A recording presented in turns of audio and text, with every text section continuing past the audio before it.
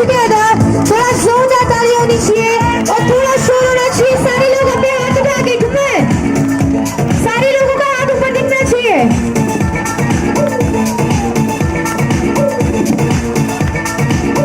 A very very happy warm welcome to you, sir, and I request each and everyone थोड़ा शोर होना चाहिए, थोड़ा जोरदार तालियां होनी चाहिए. आनंद शर्मा सर के लिए जो आपके बीच आज यहाँ पे उपस्थित है, all the way from Greater Noida.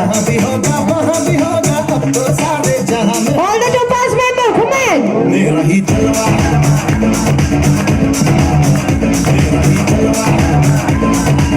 Thank you.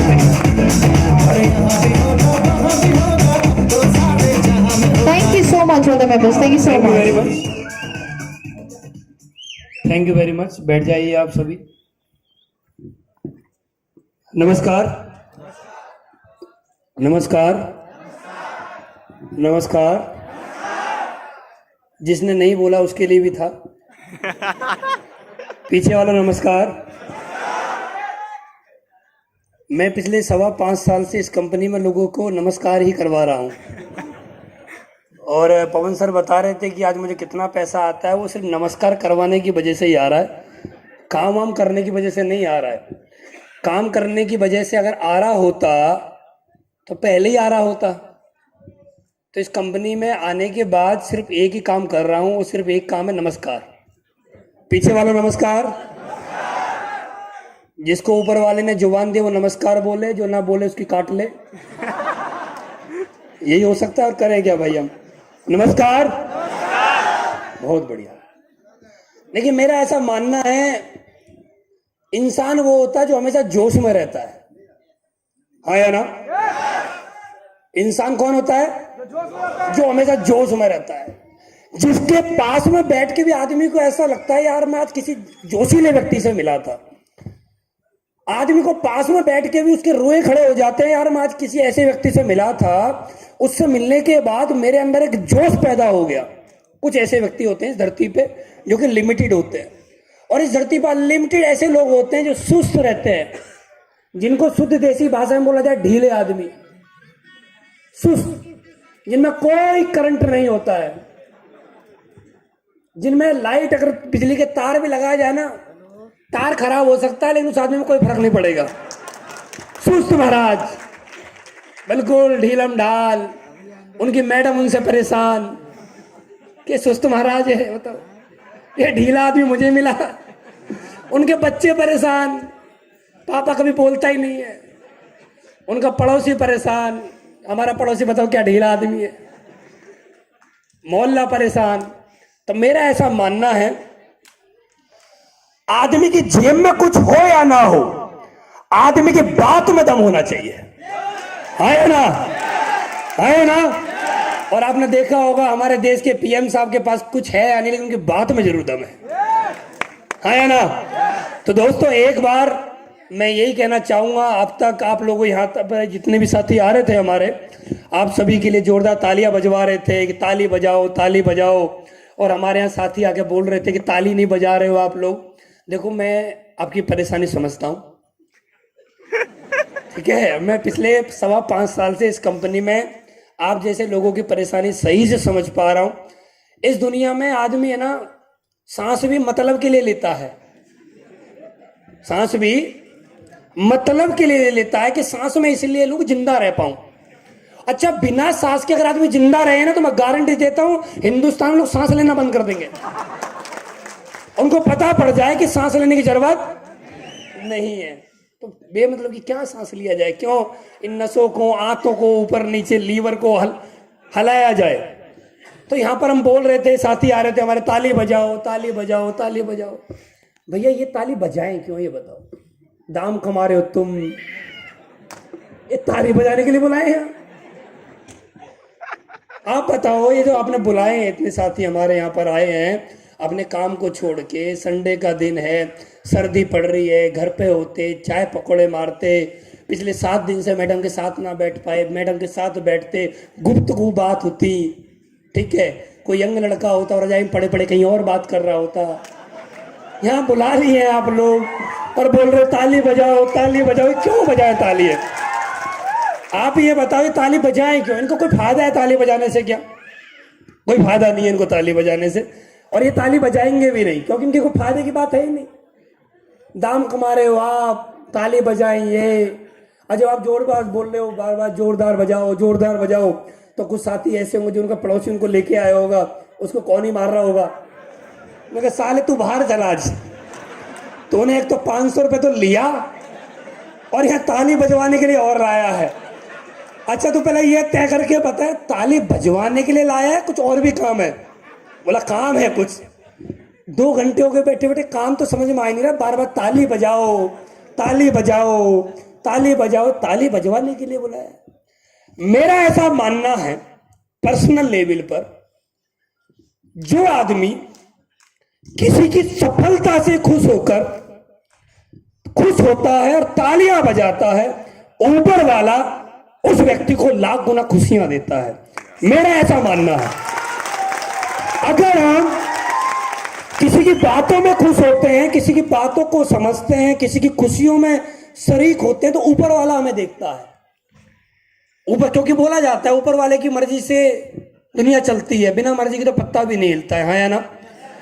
तो ये बात समझ लीजिए, आप लोग अपनी मर्जी से यहां पर नहीं आए हैं, आपको यहां पर जबरदस्ती बुलाया गया है।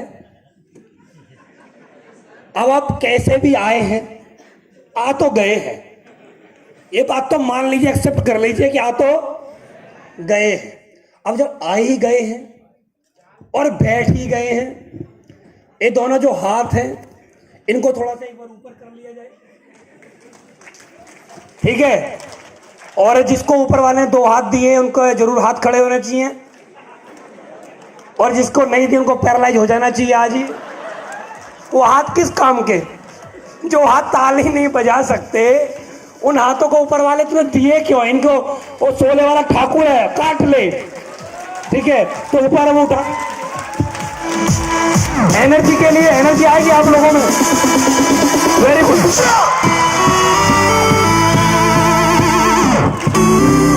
बहुत बढ़िया, ग्रेट। और मुझे पूरी उम्मीद है, और जब तक आपको कोई बात समझ में आएगी आप बीच बीच में तालियां बजाते रहेंगे, हाँ या ना? और पड़ोसी थोड़ा ध्यान से देखे, जो ताली ना बजाए उसके कान पे दे, ठीक है? अगर आपको पड़ोसी ना बजाए ना, बोले क्या जो ताली बजाइए, बजाने के लिए बोला था, जो जितनी ताली बजाएगा उसको दाम ज्यादा आता है। हमारे यहाँ पे ऐसा होता है, तो बजा सकते हैं क्या? हाँ, कभी कुछ और समझ जाओ जो मैं पहले बोल रहा था। चलिए दोस्तों, सबसे पहले आप सभी का बहुत बहुत धन्यवाद। मैं एक ही बात बोलना चाहूंगा, पिछले 5.25 साल से मैं इस कंपनी में हूं। पीछे आवाज आ रही है? सही है? सारे लोग बताइए, पीछे आवाज आ रही है? थोड़ा भाई इसकी आवाज और खोल दो, बेस बढ़ा दो, इसका पूरा खोल दो, इसका मीटर तान दो आज। मैं हाँ अब सही है ना? मैं 5.25 साल से इस कंपनी में हूं। 5.25 साल से अगर मैं बोलूं, हिंदुस्तान का ऐसा कोई शहर नहीं है, कोई शहर जहां पर मैंने जाके माइक ना पकड़ा हो। ऐसा कोई शहर नहीं है पिछले 5.25 साल में, कोई भी शहर, जितनी भी मेट्रो सिटी है या जितने भी बड़े बड़े शहर आते हैं, ऐसा कोई शहर नहीं है 5.25 साल में जहां पर मैं ना गया हूं। 5.25 साल में कोई ऐसा शहर नहीं है जहां पर फूल माला ना मिली हो। यहाँ पर लोग पगड़ी पहना रहे थे, 365 दिन में 350 दिन पहनता ही हूँ, ठीक है? ये पगड़ी वगड़ी पहनाती हैं लोग। ये जब यहाँ पर गिफ्ट दे रहे थे, राकेश सर मुझे पकड़ा रहे थे ट्रॉफी, मैं अपने घर जब जाता हूँ तो मेरे फैमिली मेंबर बोलते हैं आपके एक बार फिर लिया है, अब इनको लगाएं कहाँ, ठीक है? दीवारें कम पड़ रही हैं। तो पिछले 5.25 साल से ये गिफ्ट ले रहा हूँ, 5.25 साल से फूल माला ले रहा हूँ, 5.25 साल से हिंदुस्तान के हर शहर में जाने का मुझे सौभाग्य प्राप्त होता है। लेकिन मैं एक चीज महसूस कर रहा था जब मैं आप लोगों के बीच में आ रहा था, कि मैं हिंदुस्तान के कोने कोने में गया, हिंदुस्तान के बड़े बड़े शहर में मैं गया। अभी मैं लखनऊ से होके आ रहा हूँ, आज मेरी यहाँ पर मीटिंग है, कल भी मेरी रांची में मीटिंग है, परसों मेरी कानपुर में मीटिंग है, उसके बाद मेरी मथुरा में मीटिंग है, उसके बाद मेरी दिल्ली में मीटिंग है, उसके बाद फिर मेरी मेरठ में मीटिंग है। पूरा हिंदुस्तान में मेरा चलता रहता है। 365 दिन में मैं 300 दिन लगातार मीटिंग करता रहता हूँ, पूरे हिंदुस्तान में जाता हूँ। हर जगह मुझे लोगों से बात करने का सौभाग्य मिलता है। 5.25 साल पहले मुझे जब मैं माइक पकड़ता था ना, लोग बोलते हैं जी माइक पकड़ते हैं, जब लोग हाथ कांपते मेरे पैर कांपते थे नीचे, ठीक है, यहाँ से नीचे से कांपते थे। लोग बोलते हैं कि हमारे तो हाथ कांपते हैं माइक लेने, मेरे पैर कांपते थे। 5.25 साल पहले की बात करूं तो यहाँ पर जब मैं अंदर एंट्री कर रहा था, तो जब मैं आप लोगों से मिल रहा था, आप लोगों का जोश, आप लोगों का उत्साह देखकर मैं एक ही बात बोल सकता हूं दोस्त, आप बिलीव करिए, विदाउट मोटिवेशन मैं एक ही बात बोल सकता हूं, मैं हिंदुस्तान के कोने कोने में गया, लेकिन जैसी झारखंड और बिहार की टीम है पूरे हिंदुस्तान में मुझे कहीं नहीं मिली है। जैसे आप लोग हो ऐसे पूरे हिंदुस्तान में मुझे कहीं नहीं मिल पाए, कहीं भी नहीं मिले। मैं बहुत जगह गया हूं दोस्त, हर जगह जाने का मौका मिलता है। ऊपर वाले ने ऐसी शक्ति, ऐसा आशीर्वाद मुझे दिया है कि मैं लोगों से जाकर रूबरू होता हूं। एक जगह की बात मैं बताऊं तो मैं एक जगह गया था, तो ऐसे ही बहुत बड़ा ऑडिटोरियम था, उसमें लगभग 7,500 के आसपास लोग बैठे हुए थे। तो एक दादाजी बाहर खड़े हुए थे, तो जैसे ही मेरी एंट्री होने लगी तो वो बोलने लगे, भैया वो जो चीफ गेस्ट आ रहा था वो आया नहीं आया अभी। मैंने कहा दादा कौन आने वाला था? बोले कोई लड़का, वो एक आदमी आने वाला था, उसका नाम अनुज शर्मा है। मैंने कहा पता नहीं दादा, ढूंढो कहीं आ रहा होगा। और जब मैं अंदर स्टेज पे आ गया तो मैंने अपना नाम वगैरह बताया, तो दादाजी बाद में मिले, बोले तो भाई बेटा हम तो समझ रहे थे कोई आदमी इतना बड़ा होगा जिसके लिए इतनी भीड़ आई है, कोई आदमी होगा, ऐसा बच्चा तो हमने पहली बार ही देखा है जो इतना बड़ा कमा के यहाँ आया है। तो मैं तो एक ही बात बोलता हूँ कि ऊपर वाला मेहरबान तो गधा भी पहलवान है ना। अगर ऊपर वाला मेहरबान होता तो हम जैसे बच्चे, बताओ सही से देखो मेरे को, 50 किलो से ऊपर वजन नहीं है, ठीक है। लोग दवाई खाते हैं मोटे को पतला हो जाए, या 1 इंच आगे से नहीं और 1 इंच पीछे से नहीं, फिट है बिल्कुल, स्लिम ट्रिम। और हम जैसे लोगों के लिए लोग बताओ फूल लाते हैं, माला लाते हैं, लोग सेल्फी लेते हैं, सर एक फोटो हो जाए। जब लोग फोटो लेते हैं मेरे साथ, मुझे बड़ी हंसी आती है, बताओ तुम किसके साथ फोटो ले रहे हो? जिसके 10वीं में सही से पास ना हो पाया, 12वीं में 37% नंबर, ग्रेजुएशन करने के भी गया नहीं कॉलेज, पापा ने दी फीस, बेटा फीस जमा कर देना, उनको हमने उड़ा दिया मूवी देखने में, गोलगप्पे खाने में, फीस कभी स्कूल में दी नहीं। प्रिंसिपल साहब ने बोला फीस नहीं आई, बोला अगले महीने आएगी। घर वालों ने बोला फीस दे दी, हाँ जी जमा कर दी। बाद में पता लगता था प्रिंसिपल साहब और पापा के आपस में टकरार होता था, फीस कहाँ गई? वो तो गई, कहाँ गई? जिनकी जिनकी गई है वो सब जानते हैं कहाँ कहाँ जाती है, समझ में आ रहा है? तो जीवन में हमने वो सारे कर्म कांड किए जो आपने किए हैं, मैं उन्हीं कर्म कांडों को करके यहाँ तक पहुंचा हूं। तो आज का दिन मेरे लिए बहुत सौभाग्य का दिन है। ऊपर वाले ने मुझे आज की सांसें बख्शी हैं, ऊपर वाले ने आज मुझे एक बार सपने पूरे करने के लिए और इस दुनिया में कुछ लोगों के सपने पूरे कराने के लिए मुझे आज का दिन ऊपर वाले ने दिया है। तो मैं एक बार चाहता हूं अब तक की सबसे जोरदार तालियां ऊपर वाले के लिए एक बार हो जाए। ऊपर वाला आपको शक्ति दे, आपकी भी ऊपर वाला सुने। मेरा आज नेटवर्क जितना ही बड़ा, मेरा टीम साइज मैं बताऊंगा आज मेरी टीम साइज कैसे बनी है, मैं क्या हूं क्या नहीं हूं, बताऊंगा सारी बातें।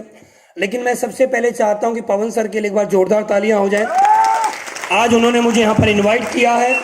यहाँ के जितने भी रूप स्टार लीडर थे, आपने परमजीत जी को सुना, राकेश सर को सुना, वो यहाँ पर अपनी स्पीच दे रहे थे, मेरे रोंगटे खड़े हो रहे थे। यार बताओ अभी यंग एज है, लोग बताओ कितना पैसा कमा रहे हैं, एक हफ्ते का 2,30,000 रुपये का चेक ले रहे हैं ये। मैंने टोपाजों को सुना, यहाँ पर बहुत सारे टोपाज लीडर आके अपने बारे में बता रहे थे, उनकी लाइफ को मैं सुन रहा था, उनके बारे में मैं समझ रहा था। और जब ये लोग यहाँ पर बोल रहे थे ना, मैं यहाँ पर बैठ के चेयर पर बैठ के ऊपर वाले को एक ही बात बोल रहा था, ऊपर वाले बहुत बहुत धन्यवाद। आज मैं इन लोगों को इस मंच से 1.5 लाख रुपए के चेक लेते हुए देख रहा हूं, और मुझे वो दिन भी जल्दी देखने को मिलेगा जब मैं इन लोगों को ऐसी स्टेज होगी और 100-100 करोड़ रुपए की चेक दे पाऊंगा। वो दिन मैं देखना चाहता हूं अपने जीवन में, और मुझे पता है वो दिन ऊपर वाले ने मुझे पक्का देगा। और एक दिन ऐसा आएगा जिस दिन आप सभी लोगों के पास इस कंपनी के माध्यम से 100-100 करोड़ रुपए भी आएगा। ये आएगा पक्का, ये पक्का आएगा। और आज मुझे पवन सर ने यहाँ पर इनवाइट किया है। मैं पवन सर को फेसबुक से जानता हूँ, पवन सर मुझसे फेसबुक से मिले थे, इनका मेरे पास मैसेज आया था फेसबुक से मैसेंजर पे, मेरी इनसे कॉल पे बात हुई, तो ये मेरे से मिलने दिल्ली गए। हम दिल्ली में आपस में बैठे, 2 घंटे हमने बातें करी। तो मेरे से बहुत सारे लोग मिलने के लिए आते हैं, डेली मैसेंजर पे बहुत सारे मैसेज आते हैं, इंस्टा पे मैसेज आते हैं, बहुत सारे मैसेज मुझे पर्सनल डेली आते हैं। बिजी शेड्यूल की वजह से लोगों को मैसेज नहीं कर पाते हैं, जवाब नहीं दे पाते, लेकिन कोशिश करते हैं सभी को जवाब दें। लेकिन उस समय पे मेरा नेटवर्क साइज बहुत छोटा था, मेरा अचीवमेंट भी बहुत कम था। तो पवन सर मेरे से मिलने के लिए वहां पर आए, तो मैं पवन सर से मिला, पवन सर के साथ मैंने बैठ के बातें करी। और मैं उस दिन पवन सर के बारे में मैं अगर पर्सनली बताऊं तो मैं उसी दिन समझ गया था ये व्यक्ति आने वाले कुछ ही सालों के अंदर बिहार और झारखंड में एक दिन बहुत बड़ा काम करके दिखाएगा। मैं पहले दिन ही समझ गया था, क्योंकि बोला जाता है पूत के पाप पालने में दिखाई दे जाते हैं, है ना। तो मुझे उस दिन समझ में आ गया था ये व्यक्ति बहुत बड़ा काम करेगा, और आज सर ने बहुत बड़ा काम करके दिखाया है। आज आप लोग हमें क्रेडिट दे रहे थे कि आज अनुज सर की वजह से, नहीं, मैं तो एक माध्यम हूं, छोटा सा बच्चा हूं। आज जो भी आप लोगों की लाइफ में जो भी कुछ हो रहा है ना, उसके 100% अगर किसी व्यक्ति को क्रेडिट जाता है तो उस व्यक्ति का नाम है पवन सर। एक बार पवन सर के लिए जोरदार तालियां हो जाए। अगर ये आप लोगों की लाइफ में नहीं आते तो आज इतना बड़ा बदलाव आपके जीवन में नहीं हो पाता। यहाँ पर बहुत सारे लोग बैठे हैं जिन्होंने 2500 रुपए से लेकर आज बहुत सारा पैसा कमाया है, तो 10 लाख 20-20 लाख रुपए कमाने वाले भी लोग यहाँ पर बैठे हुए हैं। तो पवन सर के बारे में इतना ही बोलना चाहूंगा, ये दिल के बहुत अच्छे इंसान है। मेरी जब भी इनसे बात होती है तो एक पॉजिटिव एनर्जी मेरे अंदर डेवलप होती है, यार मैं किसी पर्सनैलिटी से बात कर रहा हूँ, किसी शख्सियत से बात कर रहा हूँ। तो बहुत अच्छे इंसान है, इनके साथ हमेशा लगे रहिए, ये आपको बहुत आगे तक लेके जाएंगे। तो लगने के लिए तैयार हैं सारे लोग? तो सर का साथ देते रहिए, और आप सर का साथ दोगे और सर आपका साथ देंगे तो एक दिन देखना आपके भी जीवन में वो सभी उजाले होंगे जो आप मंदिर मस्जिद गुरुद्वारे में जाके ऊपर वाले से प्रार्थना करते हो। मुझे 5.25 साल के कैरियर में मैं एक बात और बोलना चाहूंगा। मैंने लोग बहुत देखे हैं, मैं हर जगह जाता हूं, हर जगह स्टेज पे मुझे मौका मिलता है सुनने का। और मैं आपको एक चीज बताऊं, ऊपर वाले ने मुझे एक ऐसी एनर्जी, एक ऐसी शक्ति दी है। मैं बैठा एक जगह रहता हूं लेकिन मेरा माइंड बहुत तेज चलता है।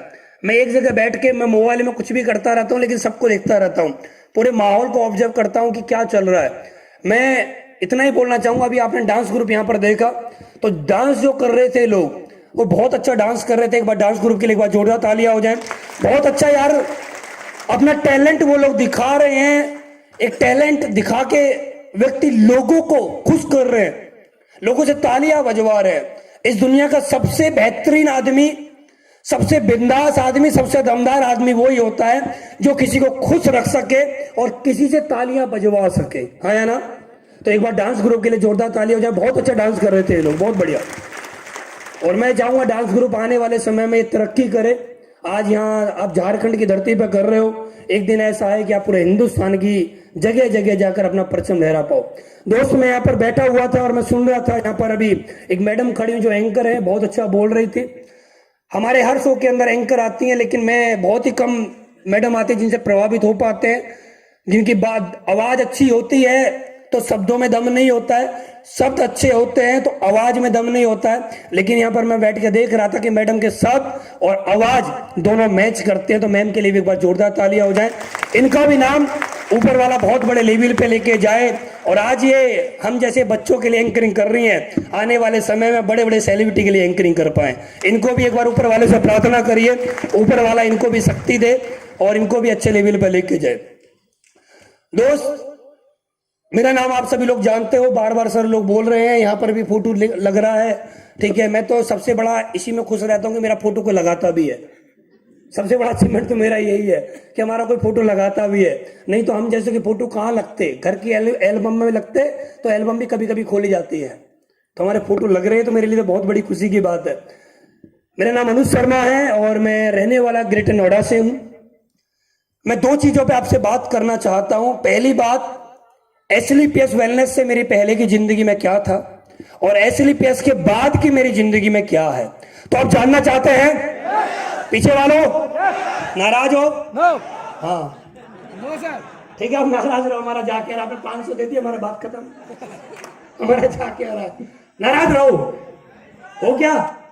नहीं हो ना? और मुझे पता है इस धरती के, ब्रह्मांड के, बिहार और झारखंड के जो सबसे बेहतरीन इंसान है ना, वो सिर्फ यहीं बैठे हुए हैं। बेहतरीन लोगों को बुलाया गया आज हमने, छांट छांट के बुलाया, छांट छांट के। ये अच्छा है? नहीं, ये ठीक नहीं, आप मत आना हमारे आंसू में, अच्छे हो तभी आना। बढ़िया बढ़िया लोगों को बुलाया है। तो दोस्तों, मेरी भी लाइफ वही है जैसे आप लोगों की रहती है। मेरा फैमिली बैकग्राउंड, पापा गवर्नमेंट जॉब में है, मम्मी हाउसवाइफ है, एक छोटा भाई एक छोटी बहन है। जैसा एक व्यक्ति का दिनचर्या होती है, लाइफ जीने का एक शेड्यूल होता है, जन्म होता है, वो जीवन में मेरे में भी रहा। मैंने अपने पापा को स्ट्रगल करते हुए देखा है, वो जॉब किया करते थे। मेरा फैमिली बैकग्राउंड बहुत स्ट्रांग है। स्ट्रांग का मतलब कि ऐसा नहीं कि कोई 1000-2000 करोड़ की प्रॉपर्टी के मालिक है, नहीं, और ऐसा भी नहीं कि बहुत बेकार है। एक अपर मिडिल क्लास में मेरा जन्म हुआ, जहां पर मेरे सभी सपनों को पूरा कराने के लिए मेरे माँ बाप ने अच्छे प्रयत्न करे।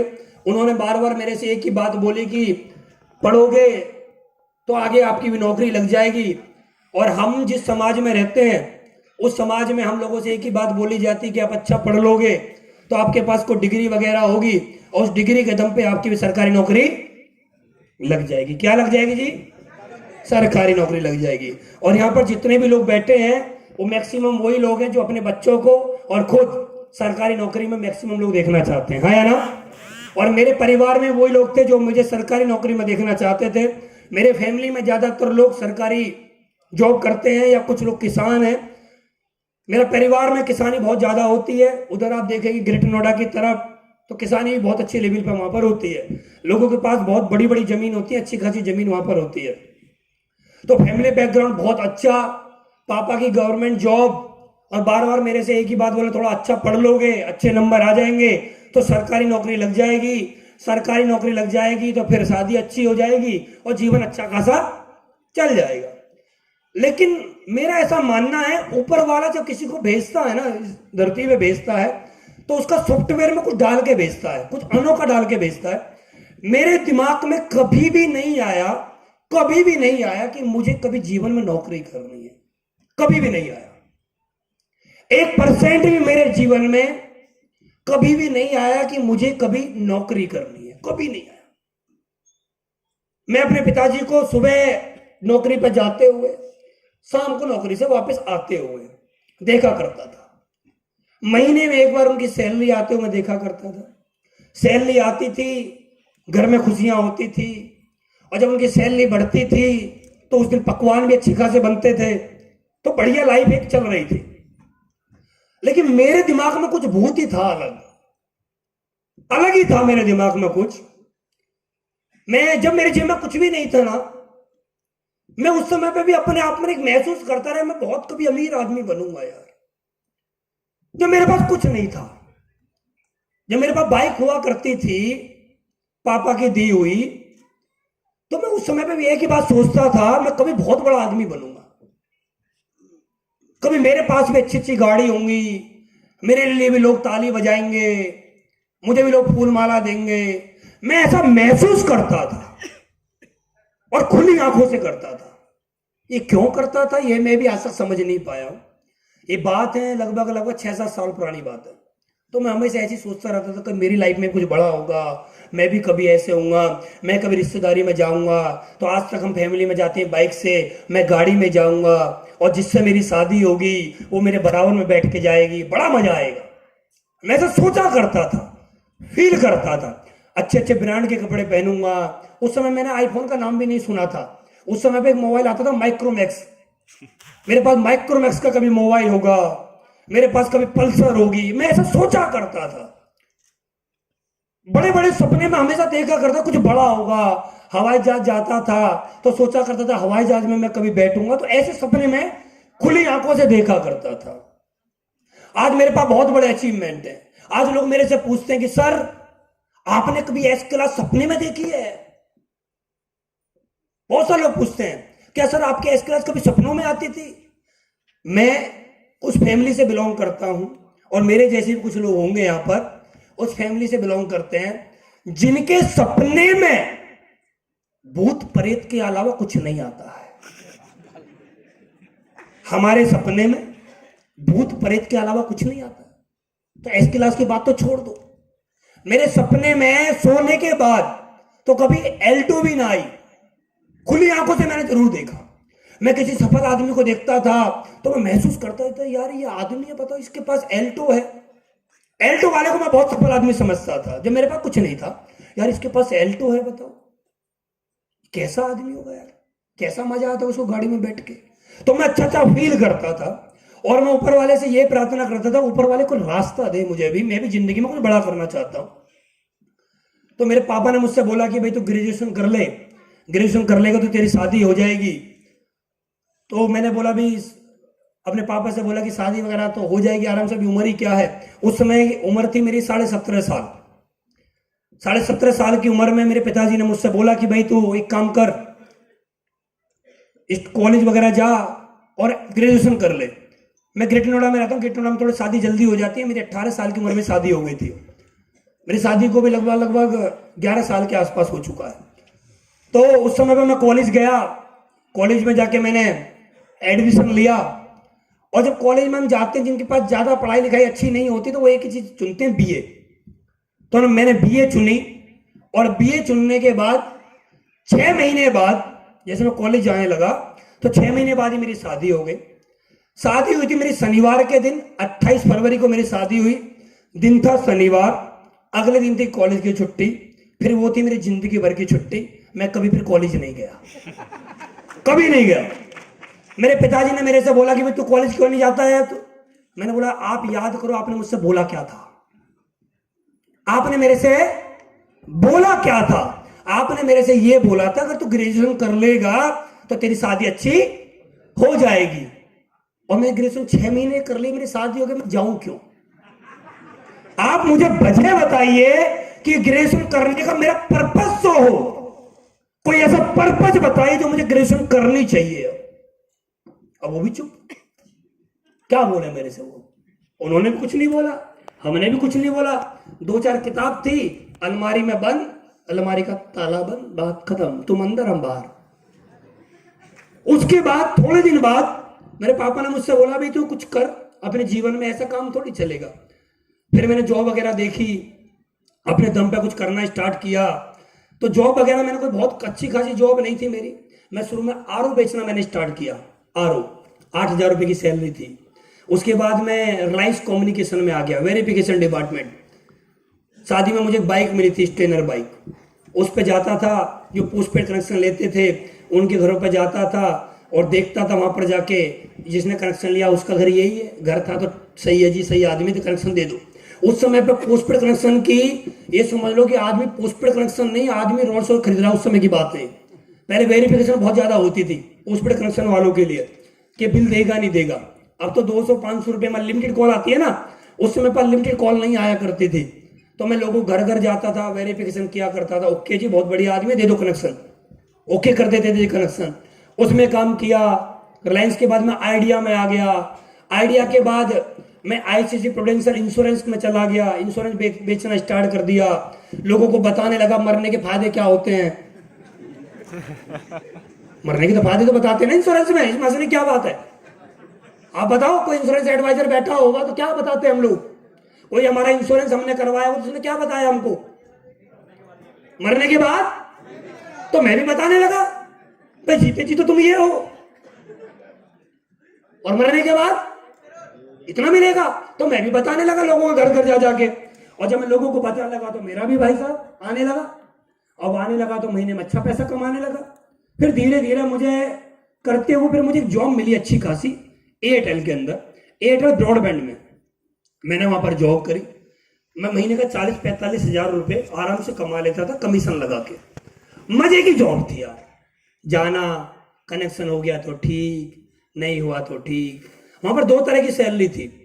एक तो बोला गया था कि आप सैलरी लोगे या कमीशन लोगे। मैंने बोला था बताओ क्या फायदा है? सैलरी लोगे तो आपको 30 के 30 दिन आना है, सैलरी मिलेगी इतनी। और कमीशन लोगे तो आपको एक कनेक्शन में मिलेगा इतना, मर्जी है आओ या मत आओ। मैंने बोला कमीशन चाहिए। सैलरी का झंझट, अपनी मर्जी से आएंगे, अपनी मर्जी से जिस दिन मन करेगा आएंगे, जिस दिन मन करेगा नहीं आएंगे, आराम से सोएंगे। जितना कमाने का मन करेगा उतना कमाएंगे। तो मैं एयरटेल में अच्छा खासा कमाने लगा।